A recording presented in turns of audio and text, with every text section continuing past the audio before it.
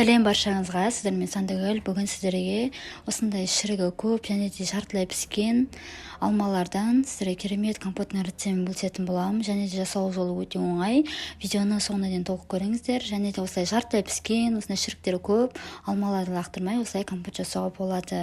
Ең алдымен осындай кастрөлімізге менде 4 литрлік кастрөл, осыған 4 литр суды құйып, газге қоямын қайнатуға. Ендігі кезекте осындай алмамыз алып, жайлап осылай пышақтың көмегімен осылай шіріктерінен бөліп алып тастаймыз. Шіріктерінен бөліп алып тастаңыздар, себебі бізде дәмін кетіріп жібереді. Осылай таза жерін ғана осылай кесіп алатын боласыздар. Міне достар, дәл осылай барлығын тазалап дайындап алдым. Екі жаққа бөліп осылай.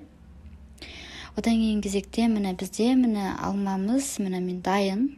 Менде осы тұрған алма менде 300-400 граммдай болды. Және де бізге осындай лимон керек болады, және осындай бір кәсе шекер керек болады. Бізде осы тәтті компот болып шығады. Осы бір кәсе, если тәтті қаламасаңыздар, осының жартысын салсаңыздар болады. Бізде суымыз қайнап тұр. Енді кезекте суымызға компотымыз кесілген алмаларын саламыз. Одан кейін осындай бір кәсе шекеріміз салам, және де мен лимоны 2 тілім ғана қостым. Күшті тәтті дәм береді. Лимонды қосуды ұмытпаңыздар. Күшті компоттың дәмі ерекше болып келеді.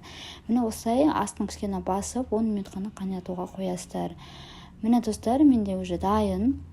Терезенің алдына қойып қойғам, кішкене су өссін деп, осындай үй жағдайында жасалатын компот болғандықта алмасы осылай езіліп, пико сияқты болып шықты.